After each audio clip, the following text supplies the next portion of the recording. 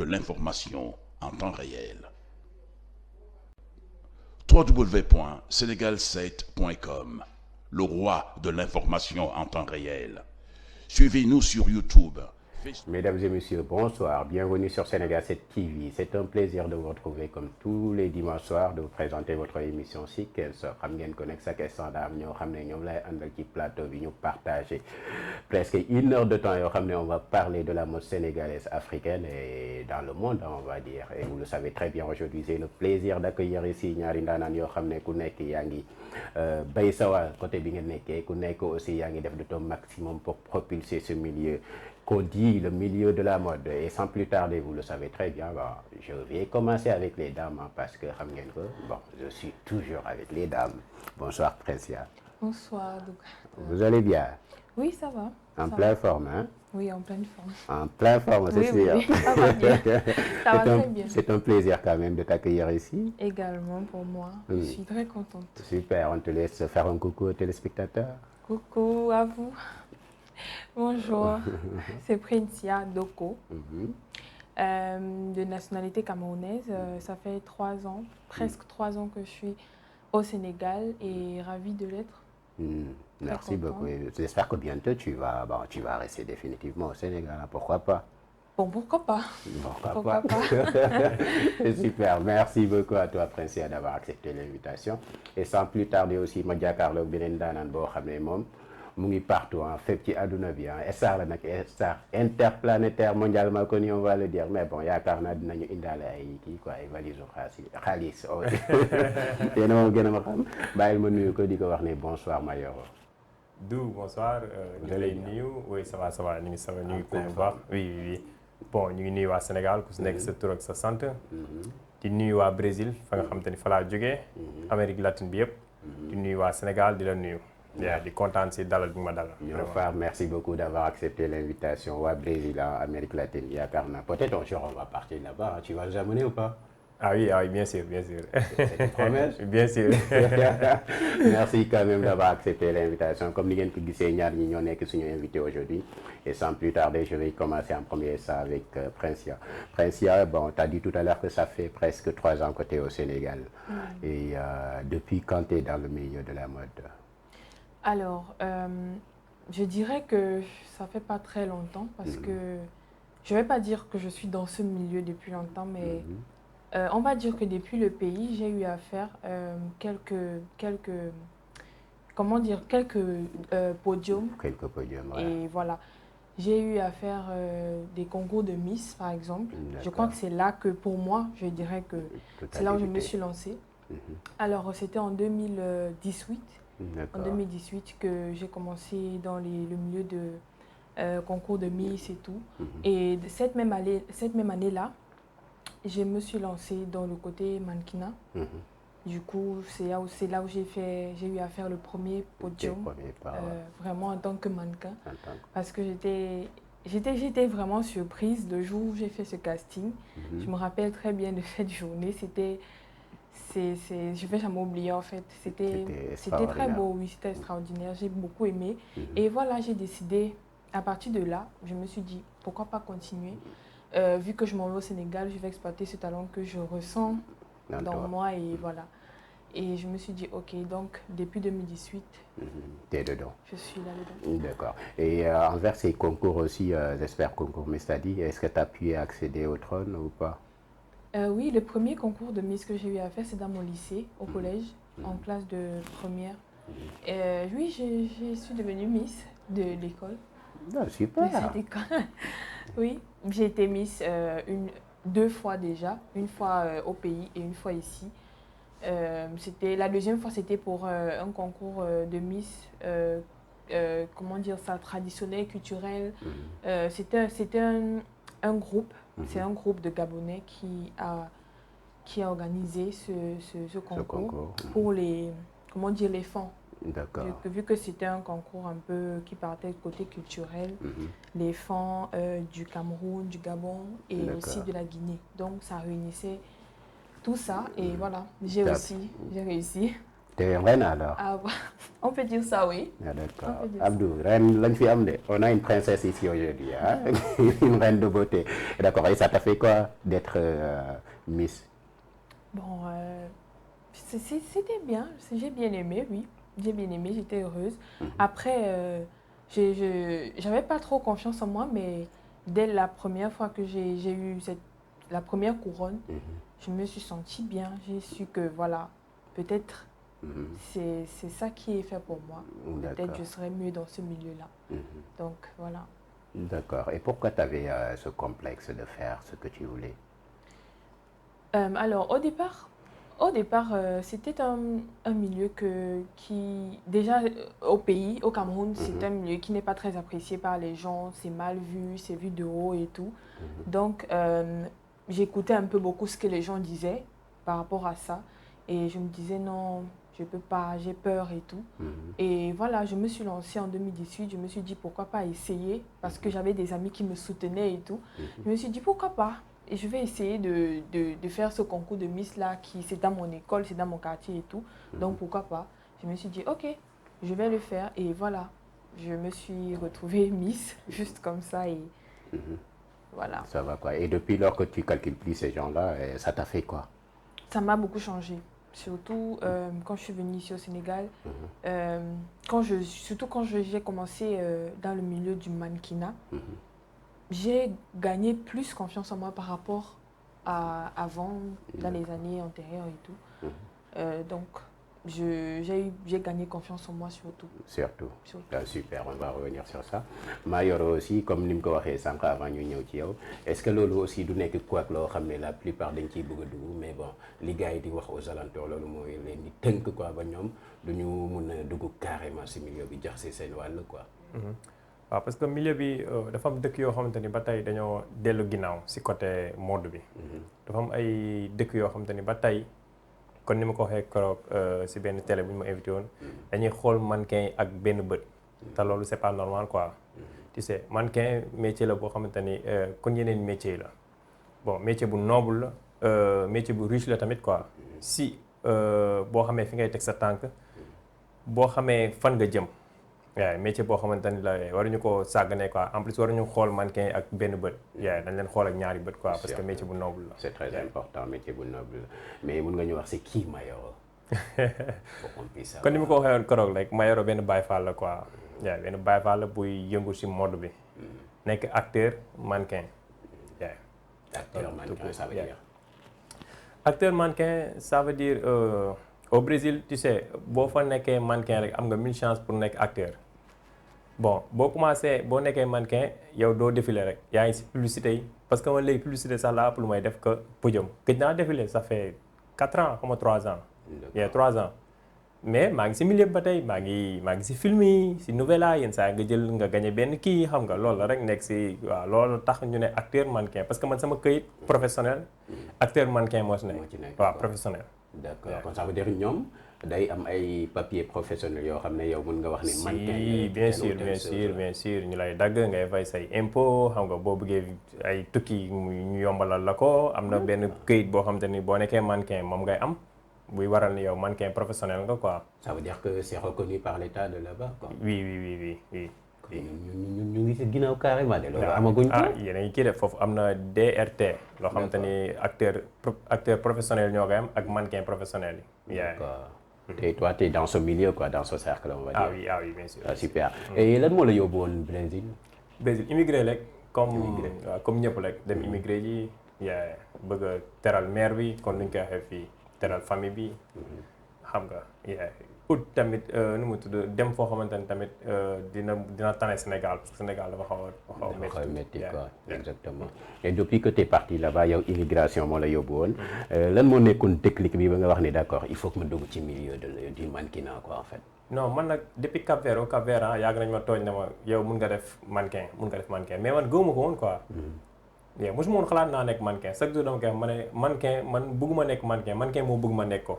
parce que même ba tey jii nii sax su ma ko gëmoon ni ma ko waroon gëmee. kon dépassé naa fii quoi vraiment mais dese naa ko gëm tuuti quoi man lépp luy ñëw maanaam test yi défilé yi wala film yi ma participé wala publicité yi nga xam participé naa day ñëw naturellement yenn saa yi du ma dem sax test ñoo ma téléphone Mayoro yaa gagné kii bi film bi lii la cachet bi lii la arrangé na la man leen ok ñëwal nga signé contrat bi ma dem signé contrat bi jeex na jour tournage ñu envoyé message ma dem tourné ñibbi si waat ma wax la benn affaire man joué naa benn film boo xam te ne ba tey aw ma jotu toog seetaan ko télé te mu ngi daw Netflix. D'accord. ba tey jii maanaam dafa am nit yu mel noonu quoi man judduma dafa mel ni judduma pour nekk mannequin mais daal. waaw affaire bi dafa ma topp quoi vraiment. D'accord. Yeah. Ok. Et là-bas, tu avais une agence qui t'a contacté ou bien am na ñoo xam ne ñoo la jàpp ci loxo wax la ne forcément tu dois le faire ou... Non, sama benn copine moom ma chaque jour dafa ma doon topp. yow da nga war a nekk mannequin mun nga nekk mannequin sa taar yi brésiliens yi tamit ba ñuy doog a dem ñun dañu maa ngi koy wax korok ci benn télé dañu apprécier trop quoi yéen da ngeen njool. yow mannequin nga yow lan ngay liggéey Afrique.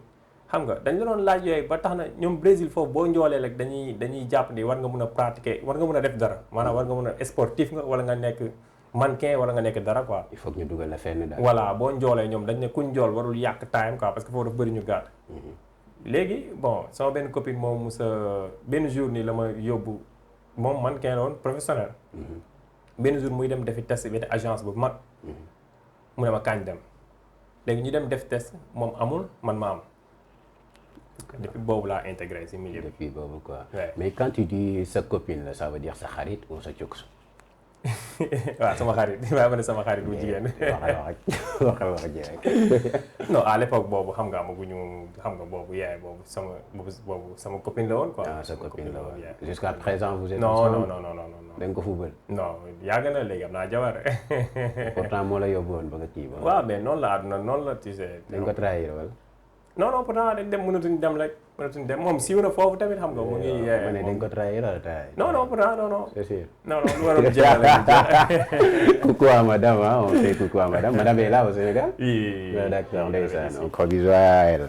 D'accord, et on va revenir sur ça. Parce que lui, il évolue là-bas, quoi, au Brésil, en fait. Et toi, en personne, est-ce que tu te vois évoluer sur d'autres pays? Alors, oui, pourquoi pas. Mais personnellement, avant ça, je ne m'étais vraiment pas projetée. Je me voyais vraiment pas traverser déjà mon propre pays. Je ne savais pas que j'allais sortir de mon pays. Donc, vu que je suis venue au Sénégal, je me suis dit, c'est sûr, si je m'y mets à fond, si je suis déterminée, si j'ai la volonté, je vais pouvoir partir, je vais pouvoir sortir, aller plus loin. D'accord. Et tu as la volonté ou pas? Alors oui, j'ai la volonté. Tu as réfléchi avant de faire? Non, j'ai la volonté. Je suis déterminée. J'ai envie d'explorer d'autres milieux. J'ai envie d'explorer d'autres pays, comment ça se passe ailleurs et tout. Et voilà. Et tu vas te sacrifier pour ça ou pas? Parce que le milieu c'est pas du tout facile, hein? Oui, ça c'est sûr, mais je vais y mettre du mien. Je vais me sacrifier. C'est sûr. Et tu fais autre chose à la place du milieu du mannequinat? Oui, je fais autre chose. Je suis en formation en ce moment, en deuxième année, au CESTI. D'accord. Je suis en formation de journalisme et de communication. Journalisme et communication. Oui. D'accord. Et est-ce que tu penses que tu peux allier les deux à la fois? Bon, ça c'est une question que je me suis posée à plusieurs reprises. Pour l'instant, vraiment, je ne sais pas, mais je crois que si je travaille, je vais y arriver. Si tu travailles, tu vas y arriver. Oui. Et est-ce que tu te mets à fond pour y arriver, quoi, en fait? Parce que c'est pas du tout facile d'être dans une formation à côté. Et le milieu du mannequinat aussi, forcément, tu vas te sacrifier davantage pour pouvoir percer. Oui, je travaille des deux côtés. C'est en fait... vu que je suis venue ici, premièrement pour des raisons d'études, la première chose que je vais normalement faire, c'est me concentrer surtout d'abord dans les études et après voir. Mais je réussis jusqu'à présent, depuis que je suis au Sénégal, depuis 2019, fin 2019, je réussis à gérer les deux. À lier les deux, oui. Pour l'instant. Je ne sais pas pour l'avenir, mais pour l'instant, je réussis à lier les deux. D'accord. Et tes débuts, est-ce que les parents étaient d'accord pour que tu puisses adhérer à ce milieu? Parce que quoi qu'on puisse dire, ce milieu, forcément, si les parents entendent que d'accord, ma fille veut faire ça, ça va être un peu compliqué. Est-ce que c'était le cas? Alors, au départ, au pays, quand j'étais au Cameroun, c'était un peu compliqué d'intégrer le milieu. Parce que non, les parents n'étaient pas vraiment d'accord. Comme je l'ai dit, à cause des préjugés portés sur le milieu de la mode et surtout du mannequinat, les parents n'étaient pas très d'accord. Surtout mon père, il était très strict. Parce qu'une fois, j'ai dû rentrer tard d'un défilé et voilà, il n'était pas d'accord, il était catégorique, il a refusé, il n'était pas d'accord. Donc au départ, c'était un peu difficile.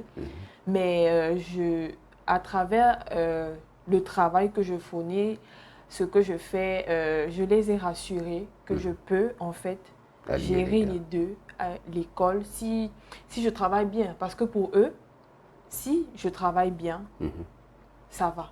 Il n'y aura pas de problème, tout va bien. Je peux faire les deux en même temps, mais si tu ne travailles pas bien, si je ne travaille pas bien, c'est là où il y aura des problèmes. Donc, au départ, c'était difficile, mais là, ça va.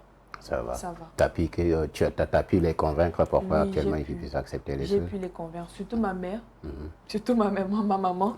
Elle n'a pas de problème, elle a confiance. Donc, il y a encore mon père que je dois encore persuader. Canaliser. Mais ça va. D'accord. On fait coucou à maman alors. Mais bon, quoi qu'on puisse dire, le milieu du mannequinat, ça fait un peu de temps que tu es là au Sénégal. Est-ce que tu as pu affronter des choses négatives dans ce milieu? Alors, je dirais que non, pas vraiment pour l'instant, non. Pour l'instant. J'ai pas encore... j'en ai entendu, mais personnellement, non, j'ai pas encore vécu des choses négatives, non. Non, pas pour l'instant. Ok, d'accord. Comme il l'a dit, toi aussi, Mayoro, est-ce que, au Brésil, est-ce qu'il n'y a pas de sous-entendu yoo xam ne une fois ngay dugg ci milieu bi bëgg a percer parce que la plupart dañ koy wax milieu bi moom boo si duggee bëgg a percer à un certain moment forcément am na foo xam ne foofu ngay jaar ci gars yi la ñuy wax mais forcément c'est pas peut-être c'est pas réel est-ce que yow ci sa bopp dund nga ko foofu ou pas? Non, c'est pas réel loolu. Bon léegi ànd bi moo demee noo xamante ni. bon dafa am nu muy doxee fépp liggéey boo gis wala métier boo gis am na des brebis galeuses des gens am na voix boo xamante ni boo ko awee rek da ngay dem a tas quoi bon mais ñun moom mosuñu si am benn problème à part côté raciste beeg yooyu quoi parce que nga nekk nit ku ñuul ñëw Brésil di fa défilé wala ngay feeñ ci publicité yi yenn saa nga dégg baat boo xamante ni xam nga du la neex mais da ngay muñ xam ni yow yaa ñëw si dëkk jàmbur bon da ngay muñ daal mais yenn saa nga gis yoo xamante ni du la neex vraiment mais ay yeneen affaires yi moom bon mais àdduna bi moo demee noonu léegi àdduna bi léegi moo dafa juutu léegi quoi d'accord et t'as vécu ça toi en personne le racisme et tout au Brésil? Ah oui bien sûr Brésil moom dëkk la boo xamante ni dund naa ko ay wax yoo xamante ne xam nga rek du la neex yenn saa nga dugal benn vidéo benn tubaab commentaire la xam nga du la neex quoi mais bon da ngay muñ xam nga esprit muur bi quoi da ngay muñ nga yóbbu quoi ñëw da nga koy gérer quoi d'accord et ça t'a fait quoi premier jour bi nga demee ba dégg loolu quoi en fait? métti na ma trop quoi vraiment xam nga benn styliste la woon bu siiw bu nekk foofu quoi dafa soxla woon mannequin yi ñuul ba mu ko waxee sama prix mu ne ma non dafa cher trop. loolu su ma ko naree fay ko mannequin yu weex yi mais loolu bu ko déggee mu métti ma trop. ma ne ko ah grave léegi dama nga jël mannequin yu weex yi nga fay la. xam nga affaire boobu tamit métti ma quoi ak yeneen affaire yu ndaw xam nga yeneen affaire yoo xam ne doo comprendre xam nga. mais man bu may ñëw Brésil ba may commencé métier bi dama am du ma ne sax chance la quoi parce que man maa ko liggéey tamit. mais daf fekkoon ñu fay doog a voté ay loi ñu ne léegi publicité bu nekkee 4 personnes.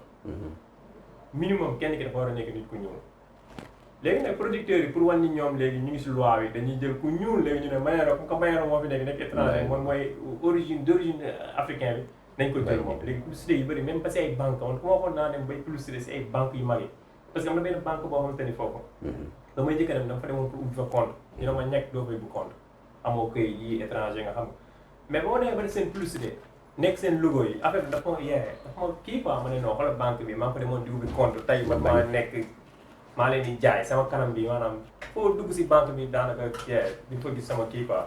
mu nekkoon affaire boo xam ne amoon naa si perte trop quoi. Non, super ça après on va revenir sur ça Princière et est-ce que tu as une fois défilé ici au Sénégal? Non. Pas encore. Pas encore. Et tu as une agence ici? Oui, je suis dans une agence. L'agence est payante ou pas? Non. C'est pas payant. Pas payant. Et tu as pu avoir un contrat avec eux ou pas aussi? Jusqu'à présent, non. Ça fait combien de temps que tu es dans un... Je crois en début 2020. Début 2020. Début d'année 2020, oui. Presque un an et quelques. Oui. Et tu n'as pas encore signé de contrat? Non, pas encore. Tu penses que c'est professionnel de ta part? Non. Non. Parce que en fait, le problème vient de moi déjà. Parce que au départ, j'ai voulu vraiment me lancer dans ça. J'étais à fond. Et mes parents, ma famille en général, parce que je vis ici avec mon grand frère, n'a pas appréhendé le fait que je puisse vraiment me mettre dedans à fond. Donc il m'a dit, reprends-toi et concentre-toi d'abord dans ce que tu es venu faire ici et après tu verras le reste. Donc du coup, j'ai écouté ce conseil et je me suis beaucoup plus concentrée dans les études parce que déjà je suis venue pour un concours, je devais le faire, il fallait que je me concentre.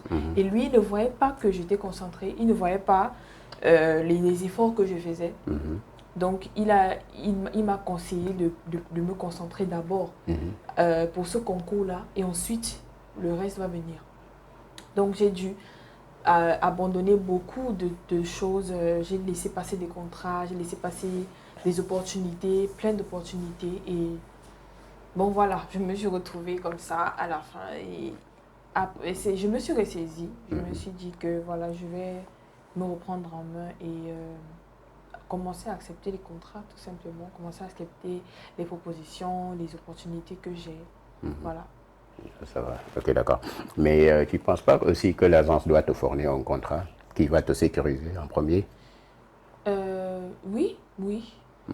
Ils ont eu à le faire, mais j'hésite encore. Tu hésites à signer? Oui. Tu as bien lu? Ou Oui, pas encore?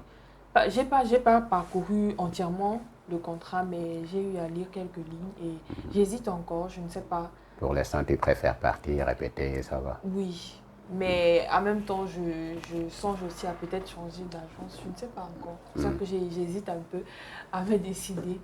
D'accord. Est-ce que tu as des limites dans ce milieu? Des limites, oui. Lesquelles? Par exemple,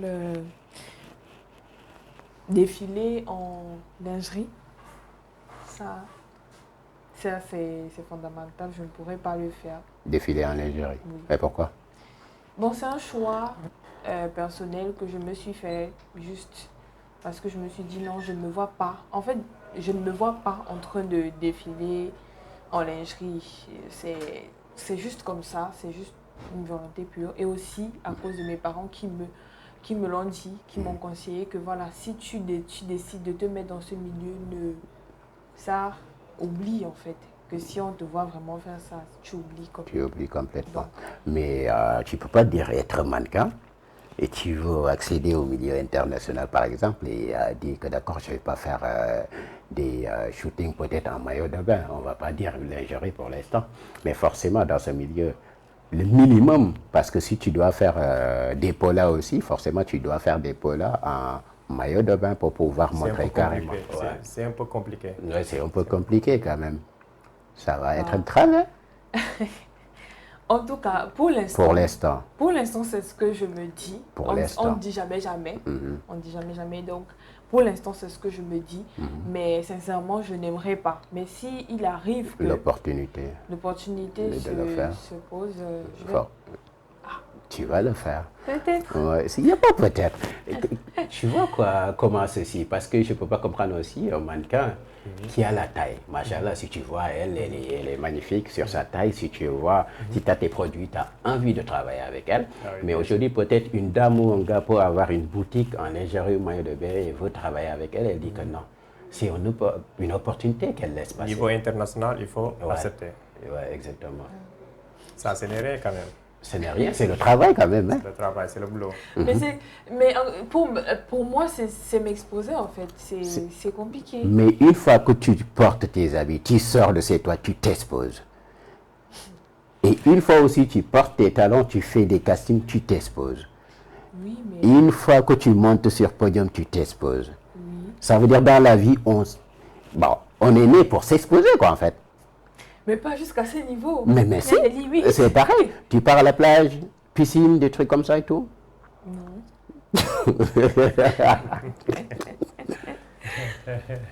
C'est sérieux, ça. Tu penses que lui aussi, est-ce que nekkul loo xam ne quoi que la loo xam ne day freiner ñu bëri ci milieu bi. si li mu wax nii moom vraiment ak milieu bi ñoo ànd kon kii mënul carrière internationale mënu fa carrière. surtout man en tant que Mayoro Dione en tant que musulman en tant que père de famille. bon am na yenn yoo xam ne du ma ko accepté mukk.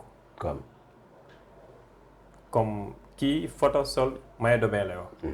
xam nga loolu ñun au Brésil fële du dara. mais photo def nude maanaam. nude waaw. doo ko def. bon loolu du mu ko def quoi te Brésil dafa bëri te loolu mooy ëpp lu muy fay. waaw en tant que musulman Mayoro en tant que musulman loolu du mu ko def du mu ko accepté quoi. mais photo sol caleçon dinaa ko def défilé naa ko vraiment vidéo yi def naa sax yéen a ngi moom vraiment défilé naa ko quoi. mais maintenant léegi nii dootuma ko defati quoi vraiment. doo defati. dootuma soloti caleçon di défilé quoi. lu tax. non dara dama commencé màgg dama am doom xam nga sama doom mi ngi commencé xàmmee day xool sama vidéo yenn saa yi xam nga du question de dara sax vraiment ndax sol caleçon défilé defe naa ni pour man dara nekk si quoi. mais bon sa doom bi dina xam ne sa job la aussi ah. waaw dina xam ne si job bi la dëgg la dañ lay fay mais comme que am na opportunité pour def ay publicité pour feeñ si film yi ma xaw a bàyyi la te fële moom soxla wuñ ngay def yooyu yëpp ma xaw a kii waaw gën a concentré wu fële quoi. mais amoon na ay temps nga koy def. si dama ko doon def loolu du daal dama ko doon def nice waaw sol caleçon ñu photo la parce que marque la quoi publicité la booy def contrat la boo xam te ne da nga ko gagné xam nga da nga koy def. D'accord super. Et envers les films aussi noo def ba accéder ci film novelas yi au Brésil et tout. facile c'est facile du parce que fële boo gisee ba intégré rek jeex na boo gisee ba commencé def benn publicité ñaari publicité xam nañ la parce que producteurs yi nga xam ne ñoom ñooy produire publicité yi ñoom ñooy produire film yi maanaam milieu bi boo gisee ba dugg rek daanaka yow ñëpp xam nañ la bu ñu soxlee benn profil nit bu ñuul bu njool bu ñuul nii rek seen xel day dem si Mayoro dañ naan Mayoro dañ lay dañ contact sa agence wala bu la intéressé nga signé contrat bi ñu wax lañ ne la lii la ñuy fay contrat bi lii la film bi lii la fii ak fii lay daw ñaata temps lay daw télé bii lay daw télé privé la lii ak lii contrat bi lii lañ la mën a fay d'accord nga boo d'accord nga signé boo d'accord nga ne non lii arrangé ma yokkal leen ma sama cachet noonu la rek ba ngay jubóog ñoom. D'accord t'as dit tout à l'heure am na film yoo xam ne joué nga ko mu ngi daw Netflix aussi c'est des séries en même temps brésiliennes français ou série brésilienne la yoo xamante ni ñu ngi si làkk portugais mais Netflix lay daw mais man sama partie maa ngi si làkk olof quoi. D'accord ñu koy traduire quoi. waaw ñu koy traduire film bi mu ngi tudd Ninguém Tá Olhando. D'accord waaw maa ngi si nekk benn malaaka bu ñuul nii. wallaay ne ni ngeen lan. Ninguém Tá Olhando. il faut que ñu jàngi kii Abdou Bisou nañ dem jàngi portugais. ok d'accord mais est-ce que dans ce milieu aussi est-ce que ñoom seen série ak série sénégalaise yi ñoo nuroo. wala non bokkul fële moom. moo raw gars yi quoi. non fee moom bu ñu nee série day naturel. day naturel bu dee ñoom la ñuy dund la ñuy def waaw bu dee couple ngeen da ngeen di kii. dugg ci couple ba. bu dee couple ngeen waaw. kon da ngeen di kii quoi. ay bees day am ay lépp quoi mais man partie yooyu du ma ko def quoi partie yooyu. mais suñ la ko joxoon di nga ko def. non du ma ko def. Mayoro nag yaa ngi toog fii di xànju di ñu wax ni doo ko def te leenam boo toogee foofu di nga ko def. non du ma ko def pour lu tax. non du dara parce que du àdduna yàggul. man chaque jour damay xalaat dee. mais liggéey la. non liggéey la dëgg la mais li ñuy liggéey fii àdduna rek lay yem. li ñuy liggéey fële moom. éternel la. mais jouer loolu fóonante ci film bi de trucs comme ça j'espère que c'est pas grave. non affaire professionnel la. du dara Brésil man dëkk bi ma nekk dafa grave Brésil maanaam lépp lañ légalal maanaam foofu amul leen loo xam ne lii légal lépp a légal foofu. lépp tout loo mën a xalaat si àdduna bi. légal na foofu bon mais man ma am sama. dama yóbbaale samay culture dama yóbbaale samay valeur man jullit laa quoi tamit. damay julli gars damay woor. su ma demee tourner film ba pare su ma ñëwee suma kër damay sangu ba nice. jul sol sama jàllaabe julli. mais àdduna bi xam nga rek àdduna dafa gàtt gars yi. mais loolu aussi liggéey la mën nga ñëpp si julli. xam nga ne milieu mannequin na. ça veut dire que yaakaar na religion bi accepté naa la wax benn affaire nag. wala accepté na ko. loolu mënuma si xuus parce que sama jàng alxuraan soriwul. religion bi daal xam naa ne accepté wul nga sol loo xam ne sa cër day feeñ ngay défilé. pourtant da ngay góor gi la waaw non xaaral ma ñëw. mais man milieu bi ma nekk. Brésil gisuma fa affaire da ñàkk fayda gisuma fa luy influencer nit ñun heure défilé bu jotee gentleman yi nga xam ne amuñ jabar ku si nekk yaa ngi ànd ak sa copine. c'est sûr. yaay faa li nga xam te ne ñoom ñoo fa nekk ku si nekk yaa ngi ànd ak sa copain ñi nga xam te ni majeur guñu ñu ngi ànd ak seen yaay. d'accord. maanaam foofu amul dara affaire da ñàkk fayda affaire da professionnel moo fa am. comprendre nga dara mënu la dara amul leen lu grave affaire de contrat la lépp si këyit la. mais amul yeneen gars yi yeneen maires yi di ñëw sugar mami yi des trucs comme ça. non loolu am na fépp loolu am na si restaurant yi. am na si stade yi foot. koj nañ la wala kojaguñ la ñëw. non loolu moom loolu dara loolu moom feeg yaa ngi dund moom yooyu moom yenn saa yi nga xam nga rek. kojoon nañ la wala yow ci sa bopp. non mosuñu ma koj. c'est que àdduna amul solo quoi ñu delluwaat. bon man dara jaraluma may def loo xamante ni damay toog après di ko réccu. d'accord. nga nekk si milieu bi taw nga accepté lépp. man dama am sama lu ma yoo xam ne dama ko yóbbaale Brésil mais am na loo xam te dama ko mus a def. d'accord. boo doxee ba gis ne Mayoro moo ko def yow xam nga xalaatal ni kon Mayoro bi toogoon doon wax ak man nekkul kii. am na leen loo xam dama ko mus a def suma àdduna. mais gis naa nga sol caleçon diw ba niin. di sa yére bi di défilé. jigéen yi tubaab yi ñëpp toog. dëgg la waaw. mais loolu aussi ak jouer film di fóonante ci biir film presque c'est la même chose on sait rien. dëgg la c'est la même chose mais man du ma ko def pas. pourquoi nga nangulee bu gën a sexy bi. nangu boo xam ne sexy wul normal parce que bisu sexy wul mais beneen daa sexy. mais lële kenn laaluma sama yaram. ah mais yaa ngi woon maire yi toog sa yaram. woon leen abdo yi des trucs comme ça. caleçon ba ça va quoi fini. loolu job bi la rek job bi la lii. mais loolu aussi job bi la lii 2014 la. xoolal lii 2014 la non lii maire yi lépp la tam ne maire yi ñu ngi toog à côté. mais lii gars yi di bëre di ngemb. mais ñoom ñoo gën a garaaw di man au moins sax am na lu ma teg am na loo xam ne teg naa. dañuy takk ay gris-gris bokkul. waaw mais loolu benn la rek daanaka benn la rek yow boo demee piscine di sangu lii ngay sangoo. boo demee géej di sangu comment cette photo. tu penses que c'est provocateur. non. c'est provocateur. non elle a dit que c'est provocateur. non nice lii liggéey la xam ne job la rek comme yeneen job yi mais ay fóon ay nit koo xam nekkul sa jabar nii xam nga dafa xaw a garaaw man dafa xaw a garaaw loolu boo màggatee nga xëy réccu man yow li ngay wax nii nga ne fóon koo xam ne du sa jabar du truc yow mosoo fóon koo xam ne du sa jabar. mosuma fóon koo xam ne ko sama. non waxal wax ñi. non. amoo woon copine. waaw ngeen def dama am soxna quoi te xam nga rek mooy loolu. non yow. amoo woon copine. si amoon naa copine kay. mosoo ko fóon. non mais loolu du bari ngay. déet yow yaa wax ne fóon koo xam ne du sa jabar loolu baaxul musiba la. dama ne film yi buñ ma jëlee bu ma jouer film. du ma si fóon koo xam ne nekkul sama jabar. parce que loolu baaxul. waaw si contrat bi. mais dans la vraie vie loolu aussi film la koo xam ne da ngay génn ak moom nekkagul sa jabar. mais fóon nga ko raay nga ko. tu comprends defaguma ko de vraiment. t'as jamais t'as eu mos nga am copine. non. avant may am jabar si mais ba ma amoon nga copine. balaa may am jabar. waaw nekkul woon na jabar pourtant. waaw. doon nangu nga. nangu ma de. waaw man du ma jouer film du ma bokk si film. di si jaxasoo ak jigéen. film boobu. ba ma may dee. film bi day nekk si internet bi. canal yi dañ koy teg. comme les photos ah. waaw ça va exister pour toujours. si moo tax nag ma wàññi comme que photo yi nag jaxasuma see kenn man kese la. solo caleçon. mu ngi fi. mais ci coulisses yi amoon na jaxaso. non. foofu professionnel la. mais forcément day am jaxaso. non ñun ay professionnel la ku nekk sa kii foofu professionnel la. foofu amul benn lu lay influence amul dara man saa ma naan dem défilé man samay copains laay àndal sax. kon nii sama copains laay àndal. d'accord yow wax nga sànq ne ci biir kii lu nekk ngay gis Brésil quoi loo xam ne lépp lañ légaliser foofu on va dire. est-ce que toi en personne gars yi suñu ñëwoon proposer la un contrat boo xam ne tu vas jouer par exemple un film X et tu vas l'accepter ou pas? jamais. beaucoup d'argent sur la table. producteurs yi. li ma leen wan sama kanam. sëgam ku dul nangu yenn job yu ndaw yi nga xamante ni man balaa may ñëw rek laa gagné benn contrat boo xamante ni contrat bu mag la. koo xamante ni moom mooy Lacraia benn góor jigéen la boo xamante ni ñu wax ko quoi góor jigéen la boo xamante ni moo gën a mag Brésil ñu koy wax Lacraia. comédien la woon mais dafa ñuuloon en plus da doon watu ndel. d'accord mais man bañ may envoyé message di ma ko wax boobu maa ngi waroon voyager. maa ngi woon si yoon bi. producteur dafa envoyé message ne ma soo bëggee mën nañ la jëndal vol nga ñëw ma envoyé la test bi nga ñëw def test bi vraiment intéressé nga ñëw.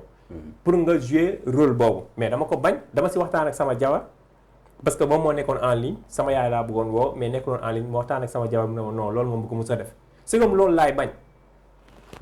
c'est comme loolu laay bañ sàkkantuma la ay film X gars kon ça veut dire qu'aujourd'hui ci loolu ngay wax noonu. sa jabar su nangu woon ak sa yaay nangu tu vas le jouer. non parce que tu as demandé leur avis. non dama leen laaj seen avis mais man après man maay dogal. mais yaay dogal mais ñoom aussi seen dogal day am njëriñ pour de ton côté ça veut dire eux aussi.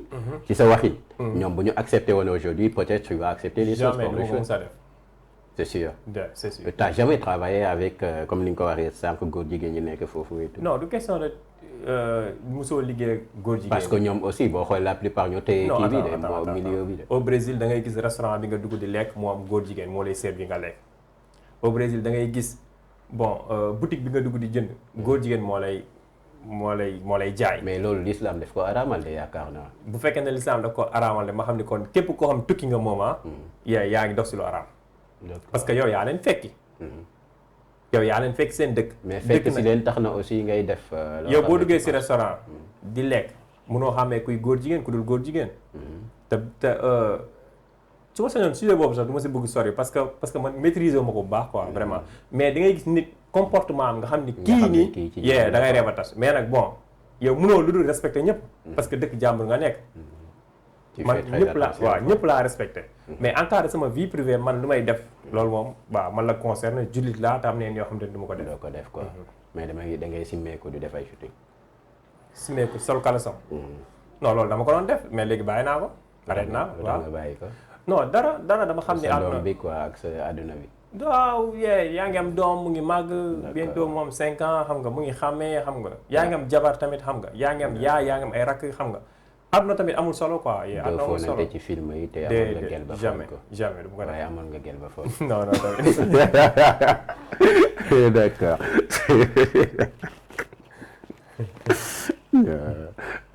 principe. yow doo dem quoi yow. mooy faj quoi yàlla baax na. principe comme je le disais tout à l'heure avec lui parce que peut-être il a ses principes lui en personne. Il a des choses qu'il va jamais accepter de faire dans le milieu. Par exemple, défiler. Bon, pour défiler avec des caleçons, ça va quoi pour lui et tout. Mais comme il joue dans des films aussi au Brésil, on connaît très bien les novelas, comment ça se passe. Il a dit qu'il va jamais jouer des scènes où il va embrasser une fille et autre chose. Est-ce que toi, en personne, si tu avais l'opportunité qu'il a, est-ce que tu vas le faire ou pas? Non. Je suis du même avis que lui. Hein. Jamais. Jamais. Et aujourd'hui, si on te donnait un rôle dans un téléfilm, des trucs comme ça, qu'est-ce que tu vas faire alors? Oui, mais pas un rôle où il faut absolument faire ça.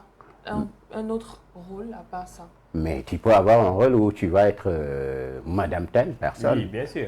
Et si ton mari rentre à la maison, tu dois le faire un bisou, des trucs comme ça, l'embrasser, qu'est-ce que tu vas faire? Parce que c'est télé-réalité. Oui, mais bon, je préfère... Pour l'instant. Je préfère de loin accepter un autre poste, même qu'on paye plus bas, que de prendre un poste où il y a à faire tout ça et tout ça. Donc, sincèrement, je ne peux pas. Tu ne peux pas. Tu ne peux pas ou tu ne peux pas pour l'instant? Parce qu'on ne sait jamais demain. Je ne veux pas. Oui, on ne sait jamais, mais personnellement, je ne veux pas. D'accord. Et jusqu'à présent aussi, pour les défilés, comme il l'a dit tout à l'heure, ce n'est pas professionnel ou bien tu ne vises pas à partir à l'international comme défiler avec des lingeries, des maillots de bain, des trucs comme ça. Jusqu'à présent, tu restes sur ta position ou bien tu vas dire qu'on ne sait jamais? Bon, jusqu'à présent, je reste sur ma décision. Oui. Je reste sur ma décision pour l'instant. Et n'empêche, tu rêves d'être mannequin international? Oui. C'est pas possible. c'est compliqué, hein? C'est pas possible. Non, c'est possible. Tu vois des mannequins internationaux, toi, qui ne l'ont jamais fait, toi? Mais oui, qui? j'en connais. Non, qui? Mannequin international. Ils sont partis en Europe défiler pour les Gucci, Balmain et autre chose. Ah, ok. C'est pas possible, ça. Bon. Voilà, bon, c'est ça, ouais. On peut parler sur tes shootings là, C'était où? C'était au point E. Au point E. Oui, c'est un ami à moi à qui j'ai beaucoup parlé. Je lui demandais, en fait c'est un photographe de profession qui fait dans la télécommunication et que j'ai eu à proposer plusieurs fois de me faire des photos Je voulais juste des photos, des belles photos. Professionnelles. Oui, professionnelles aussi. Surtout. Voilà, donc je lui ai demandé de me faire quelques photos et voilà. Ça, c'est tes tenues à toi? Oui, ça, ce sont mes tenues. C'est magnifique. Tu aimes l'africanité, quoi, on va dire. Oui, j'aime beaucoup le traditionnel. J'aime un peu de tout. Je porte, surtout, même quand je m'habille, je porte un peu de tout. Mais j'aime bien ce qui est traditionnel, j'aime bien ce qui est africain. Surtout. Oui, surtout. D'accord. Et ça, c'est le même photographe? Oui, c'est le même photographe. C'est le même photographe. Tu aimes les mèches aussi? Bon, oui. Bon, c'est ce qui me va, je crois. D'accord. C'est ce qui me va. En ce qui concerne les greffages ou les perruques, ce sont des trucs que j'aime pas trop. Je supporte pas rester pendant longtemps avec... Par exemple, en période de chaleur comme ça, je me pose parfois des questions comment les Sénégalaises font avec les perruques et tout. C'est compliqué. Je n'arrive pas déjà à passer une journée avec ça. Il va encore falloir rentrer à la maison, l'enlever. S'il faut ressortir, il faut la remettre parce que l'état, par exemple, l'état des cheveux sous la perruque, c'est pas ça. C'est pas trop ça. Et la perruque, elle est là pour justement cacher ça. C'est ce que moi je me dis. Du coup, je préfère... Bisous, Yolène. Prochaine fois, niveau international, il faut que tu... Pas naturel, surtout. Il faut être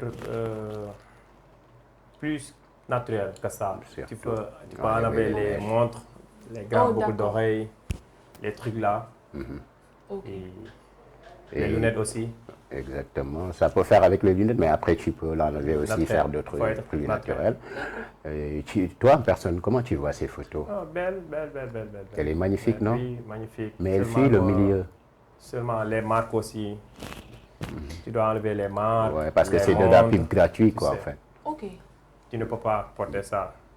D'accord. C'est de la pub gratuite. Il y a des agences, si tu les envoies ça, ils ne vont même pas te regarder parce que c'est pas du tout pro. Mais j'adore. Tout est naturel. D'accord. Ça aussi, c'est le même photographe, non? Oui, c'est le même. D'accord. Abdou est content, ça c'est sûr. Abdou, le réalisateur, il est content. Des photos comme ça. Pas de montre, pas de boucle d'oreille, si. Ok. Pas de collier. D'accord. La prochaine fois, alors, je vais... faire tout naturellement. Je ne suis pas ici, mais à l'international. Ah, donc, d'accord, ok. Même tu peux le faire et garder aussi. Oui, d'accord. Je vais commencer à faire ça. Elle dégage, hein? Ah, oui. Elle dégage. Et qu'est-ce que tu vas lui donner comme conseil, toi, qui se trouve là? C'est ça, il faut être... Il faut que góorgóorlu, il faut être bon... milieu bi dafa xaw a graaw quoi. Foog nga góorgóorlu, foog nga bon. ak conseil yi ma la jox booy photo di photo professionnel nga dindi sa montre yi, boucle d'oreille, naturel. C'est seulement ça. D'accord. Il dit que tu travailles davantage, tu fais de ton maximum. Et les autres shootings aussi, que tu fais de ton maximum pour être plus naturel. Sans les accessoires et tout, ça peut le faire. Ok. Parce que de base... Ça peut t'aider aussi. De base, je suis quelqu'un qui n'aime pas les boucles. Ouais, tu vois, non, comment ça se va? Ça te va, non, comme ça? Ok. D'accord. Super. Mario, toi aussi, nous avons cette image. Image, c'était quel défilé? Il y a un styliste bu mag la bu ñuy wax Roberto Dongdani ak Philippe Fanaya. Philippe Fanaya. Bon, c'est lii mooy sama yi bokk na sama premier défilé. D'accord. lii nii lan la ay casque la wala lii benn masque la bu ñu takk yëre bi boo seetloo am na ay artistes internationaux yu bëri yu ko sol kon Madonna defe naa sol na ko Rihanna. D'accord. styliste brésilien bu mag la quoi ñu koy wax Philippe Fanaya quoi Philippe Fanaya Roberto Dongdani. Ok, super. lii mu ngi nekk Casas de Criadores defe naa 2014. 2014 def naa mu nekk défilé boo xam ne défilé bu mag la quoi. 2014 de Jenny 14 nga wax sax. 2014. noo ko waxee ci. 2014. 2014. Hey, on va prendre le portugais. Ça aussi, c'était un shooting de toi-même ou ben une marque là aussi? Non, c'est une marque qui s'appelle Lick Gucci. Lick Gucci, d'accord. Une des marques qui a signé un contrat. Il m'a fait def liggéey bu nice quoi vraiment.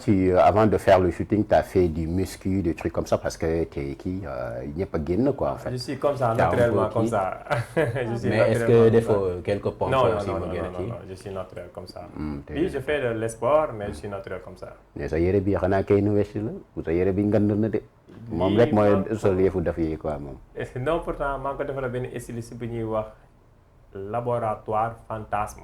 bu nekk benn rappeur bu mag bu nekk Brésil ku ñu respecté ah MC la waaw MC la. MC la day fantasme wala parce que y a fantasme ci kii yow. non pourtant laboratoire fantasme noonu la marque bi tudd quoi. mu nekk marque bu ñu respecté ah bu ñu respecté sax ah Amérique latine ah. Amérique latine d'accord mu nekk nit bu siiw vraiment. lii mooy sample fashion bi. bokk na ci défilé yi gën a mag si àdduna bi. ok ça. C'était du kii quoi on va dire un peu du nude mais en noir mais sol nga dara quoi en fait. non sol naa dara maa ngi sol caleçon gisoo marque bi na leen. waaw jour bii nag problème bu mag moo am ak sama suñu patron agence bi. parce que yeneen mannequin dañ simee ko. def nude quoi. you know Mayoro. photographe mu ne Mayoro suñu borom agence ne ko non jaru ngay sonn moom du ko def jaru ngay sonn moom li nga am nii sax yow tey dafa xaw a bëri quoi maanaam caleçon bi nii lii benn shooting la woon bu ñu la def ak benn waaye bu ñuy wax Max mooy maquillador lañ koy wax mooy ñuy maquiller mooy maquillador bu gën a mag Amérique latine bi quoi muy Max. Max super moom affaire quoi. lii benn clip la bu ma participé benn clip benn boy rappeur ñu koy wax Projota. ok. benn clip la boo xamante ni daanaka man sax li ma si feeñ moom feeñ ko si quoi mu nekk clip boo xamante ni xanaa aussi dañu doon kii genre robot la ou des accessoires yoo xam ne bon je sais pas. lii waaw ay genre pierre la ay genre. pierre la quoi maquillage la quoi maquillage xam nga ñoom dañu garaaw tubaab bi ñoom ñoom ñu ngi si beneen planète quoi. exactement. benn clip la woon. li benn job la moo defoon ak waa Angleterre. ok waa Levi's. ak benn magazine bu mag. di Angleterre la génnoon. mais dañ la Rosa nii. si bien sûr waaw parce que marque la quoi. parce que marque la. garçon avec Rosa ça qui passe, ça t'amène pas sur l'autre côté? Non. Et on te taxe pas sur l'autre côté aussi? Non, je ne sais pas, mais je suis un homme, je sais que je suis un homme. D'accord. Personne n'en disconvient pas, parce que la plupart aussi, les gens disent que sont des n'empêche ça. Oui, est-ce que c'est facile aussi de cumuler ces trucs-là? Parce que nekk góor aussi, nit ñi di ñëw di la wax ne waaye booy quoi mooy loolu quoi ñoom la. non man Sénégal fii moom amul kenn ku sañ a taxaw man jàkkaarloog man di ma wax yenn baat yi man benn sax ñoom mu jeunes sénégalais yi non mun ñu ma xas.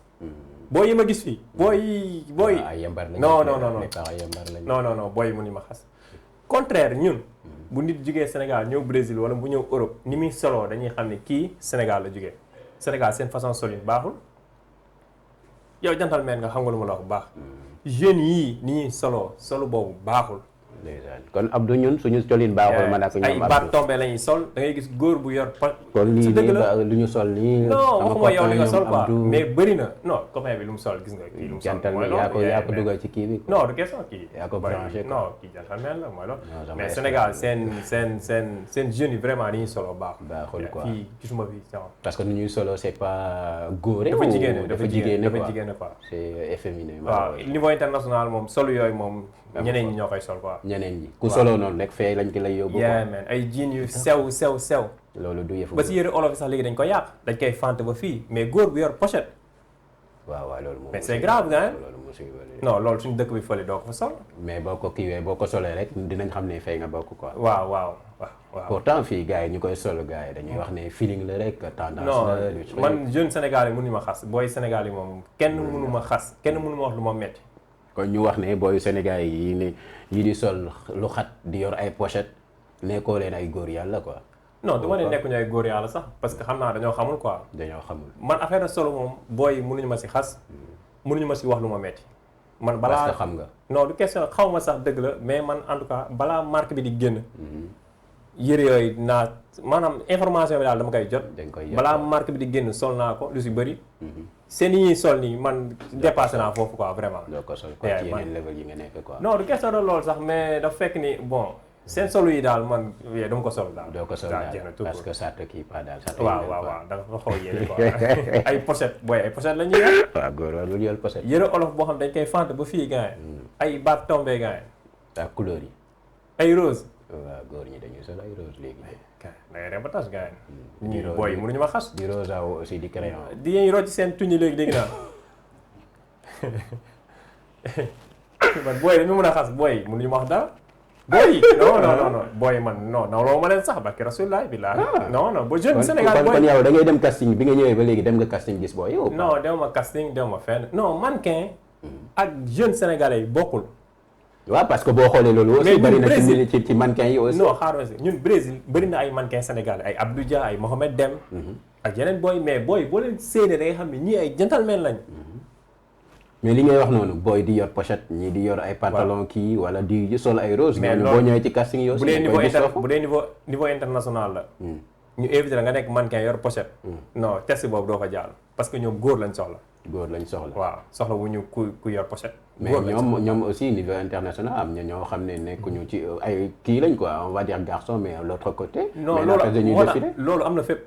waaw n'empêche dañuy défilé. non loolu am na fépp. police sax di nga gis policier boo xamante ni garçon la mais leneen la gëm moom.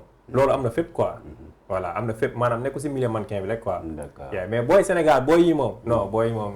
beneen affaire la. non booy moom man kii ma. nañ bàyyi pochette yi bàyyi. non pas mu nañ ko bañ a bàyyi quoi mais man moom vraiment mënuñu ma wax lenn lu ma metti quoi. booy nii booy ay non. di bàyyi rose bi ko. non booy moom man kii ma leen nawloo ma leen quoi vraiment. kal la neex kay booy. Comment t'as vu ces photos? Comment?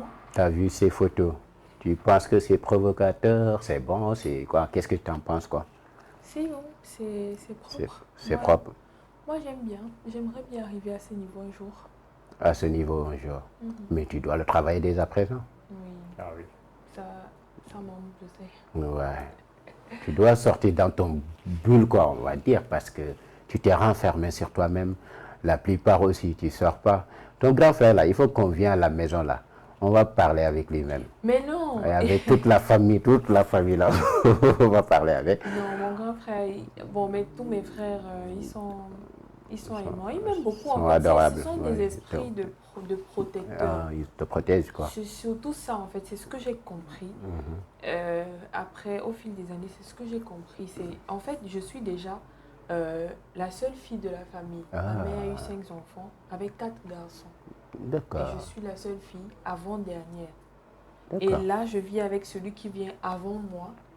Et les autres sont un peu... Le dernier aussi, il est avec nous ici au Sénégal. Donc nous sommes à 3 au Sénégal. Du coup, celui qui est là, on n'avait pas vraiment vécu ensemble. Du coup, il ne savait pas comment...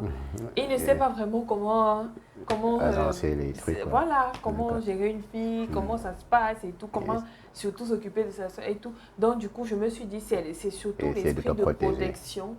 Surtout que je suis sortie de mon pays et je suis dans un environnement que je ne connais vraiment pas. Et il a voulu essayer de me caser pour que je puisse vraiment avoir les pieds sur terre avant de pouvoir me laisser. Parce que là, présentement, on ne vit plus ensemble parce qu'il s'est marié. Ah, super. Et donc, il a quitté la maison, il m'a laissé là. Jusqu'à présent, je ne sais pas pourquoi il m'a laissé, mais je me dis que voilà, il a voulu me laisser un peu mon indépendance et voir comment... Tu vas te débrouiller quoi et tout. Justement. Okay, super. Ils sont tous... des protecteurs. Je suis très très contente d'ailleurs, je suis même reconnaissante parce que sans tout ça, cette protection qu'ils ont eu à faire depuis mon bas âge, je ne serais pas à ce niveau en ce moment. Je ne serais pas qui je suis, je ne serais pas maintenant ici même. Je serais peut-être, je ne sais pas où, mais grâce à eux, je suis là, en santé et voilà. Super. Je suis très reconnaissante. Merci aux grands frères et aux petits frères, à toute la famille. Et à la famille. Super, merci à vous. C'était un plaisir parce que temps bi mu ngi commencé du ñu xojo aussi. ma yoro ñu bàyyi la rek nga wax ñu say dernier mot parce que xam naa léegi nga jëlaat vol bi rek demaat. wala nga yóbbaale ñu war nga ñu mën a yóbbaale nag. instant bi mais ak yow sa milieu bi nga nekk de acca ñu dem Brésil moom dëgg culture la quoi dëgg culture la acca si yow la des bëggee léegi. Abdou valise bi pare na wala pare wala yaa Brésil damay àndaale ak sama réalisateur. non loolu dara Brésil dëgg culture la ñëw leen ngeen xool ko xam nuñ toogee. vraiment affaire bu nice la ñëw leen. mais est-ce que c'est difficile de partir là-bas ou pas. non bu dee yéen artistes yi moom bu ngeen amee invitation am lu kii rek war ngeen mën a teew quoi. waaw après boo demee nga envoyé ñooy invitation. non loolu dara invitation moom du dara. rek non invitation coûté wul dara. du dara du affaire bu grave quoi vraiment. waaw kon ñu ngi koy xaar. ñu bàyyi la rek nga wax ñu say dernier mot tes projets à venir aussi remercier sa gars yi def un coucou à madame aussi. waaw maa ngi sant di gërëm suma famille. suma yaay. mère Guèye ak soxna si vraiment jàpp na si quoi. ak koo xamante ni mooy sama lépp fii ñu koy wax Iliman. vraiment moom mooy sama lépp Sénégal quoi Iliman. HK ak suma copain bu ma àndal papa. bon di leen remercier si yéen tamit opportunité bi nga xam te ni may ngeen ma ko pour Sénégal mën ma gis mën ma dégg quoi vraiment. yaay di wax ni bon ñun ñi nga xam te ne ñoo nekk ay jeunes nekk si milieu bi ñu góorgóorlu te xam ne milieu bi yombul. te bu dara fëkk seen xamoon nu ñu koy waxee bu dara fëkk seen bët quoi yaay. góorgóorlu te xam ne nit mën na egg fu ne sans mu def lu bon. surtout vraiment ñun waroon nañ dépasser fii suñu carrière internationale vraiment mais tamit dafa am yoo xam ne dafa am lu ñuy affaire yu ñuy fente. moo tax day xaw a yéex tuuti. vraiment mais waroon nañ dépasser fii bu doon bu fekkoonte ni lépp la ñuy accepter. kon dépassé nañ fii bu yàgg. mais booy xam nga dee day ñëw. tey te xalaat suba quoi. yéen ñëpp dañuy màgget. dee day ñëw te lu jar a sóoraale la quoi adduna bi neex na trop mais ñëpp dañuy dee. et vraiment def dara loo xam te ne da ngay toog di ko récc moom vraiment wala nga ut sa alal ba pare ñibbi si sa dëkk di ko lekk di xalaat na nga ko amee. loolu dama koy sóoraale quoi. yee booy nañ bàyyi loolu seen xel. ñu gën a góorgóorlu te xam ne lépp a ngi si loxoy yàlla liggéey. loolu la daal di leen nuyu di nuyu seen seen gars yi ngeen fi nekkal caméraman beeg technicien yi ñëpp vraiment si opportunité bi merci beaucoup. jërëjëf waay waa doo def bisou à bisou suñu réalisatrice bi kay def ko. nu mu tudd sax bisou waaw bisou yow bisou. madame du wax dara de yaakaar na. madame non madame mu ngi cool. mu ngi cool du wax dara ci bisou bi. non ñun am nañ droit takk ñaari jabar ñeenti jabar ay jullit lañ. kon bisou mu ngi sa xel wala pour nga takk. non pas lool sax bisou gisuma ko. kon baax na di nga ko gis léegi on va voir ça. ok merci à toi c'était un plaisir quand même parce que c'était pas évident. ñu ngi lay remercier rek. di la souhaiter aussi beaucoup de succès ci projet yi di ñëw. ci li ngay séntu ci milieu bi aussi nga mën ko atteindre par la grâce de Dieu te day baax incha allah parce que am nga ngëm-ngëm bi. toi aussi Princia notre reine du jour quoi qui refuse de sortir de la maison même. Aïe. Toi aussi on te laisse faire un coucou à toute la famille, nous dire tes derniers mots, tes projets à venir et faire des bisous à toute la famille aussi, pourquoi pas. Alors merci, je suis très reconnaissante d'être là aujourd'hui, grâce à Dieu. Je remercie ma famille, je fais un coucou à tout le monde, aux Sénégalais que j'aime beaucoup. Voilà, je reste concentrée surtout, je reste déterminée, je vais m'efforcer, je garde ma volonté d'avancer et je demande à Dieu surtout de m'aider dans mes projets. Et j'ai été très enchantée de rencontrer Mayor. Voilà, donc force à tous ceux qui sont comme moi, qui sont comme nous, et il faut bosser. Il faut bosser davantage. Bosser. C'est très important. Voilà, donc bisous à tout le monde. Bisous à tout le monde. Et Abdou, tu ne vas pas le faire un bisou? Bisous à lui. Il faut dire Abdou, je te fais un bisou. Ok, Abdou, je te fais un bisou. wala li ma jàpp la Abdou lu muy encaissé ci ay bisou temps yi bëri na. Merci quand même à toi, c'était un plaisir quand même. Quoi qu'on puisse dire, quoi qu'on puisse te dire aussi, c'est de travailler davantage surtout. Les études aussi, c'est très important. Essaye de se concentrer davantage. Mais sacrifie-toi pour ce que tu aimes. Parce qu'on voit aussi, si on te voit sur les castings et tout, une fois que tu portes tes talents, tu deviens une autre personne. Ça veut dire que tu rentres carrément dans ça. On voit que tu aimes ce que tu fais. Et ça, c'est quelque chose qui est en toi en fait. Essaie, continue sur ce lancer. Crois à ce que tu fais, crois en toi et fonce davantage. Tu peux allier les deux, ça c'est clair et net. Tu as la taille, le physique, tout est là, tout est impeccable. Alors, sors de ton boule, défoule-toi quoi. Prends soin de toi et fonce. C'est ça, rien d'autre. D'accord? Et j'espère que tu vas le faire. Oui. Ou bien même on va venir à la maison, on va te sortir là-bas, tu vas partir. C'est ça qu'on va voir. Merci à vous, c'était un plaisir de vous présenter cette émission. Et Mangi défend un grand big up aussi à Jean Sobel Sarr, Jean Sobel Sarr, le grand patron. Je te fais un gros big up, un gros bisou à madame aussi. Toi aussi, madame, nous avons fait un coucou. Il y a peut-être un jour, on va le voir. Madame, oui, bien sûr. Nous me sentons. Cassé, moi, cassé. Ah, cassé, bon, comment les gens le disent comme ça. Ah, il faut nous inviter même. On va venir maser à la maison. Non,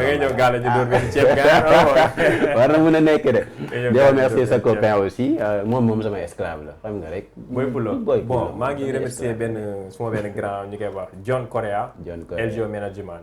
Kooku tamit daf may jàppale lu bari fii quoi daanaka lu bari su ma ko defee foofu rek moom laa koy dóor su ko defee gars yi mën si jot quoi.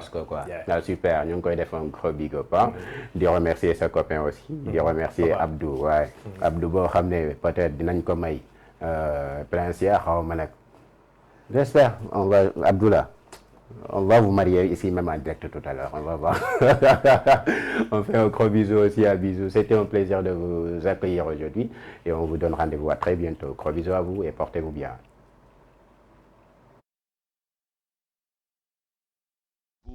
Instagram. Téléchargez l'appli Sénégal 7 sur Apple Store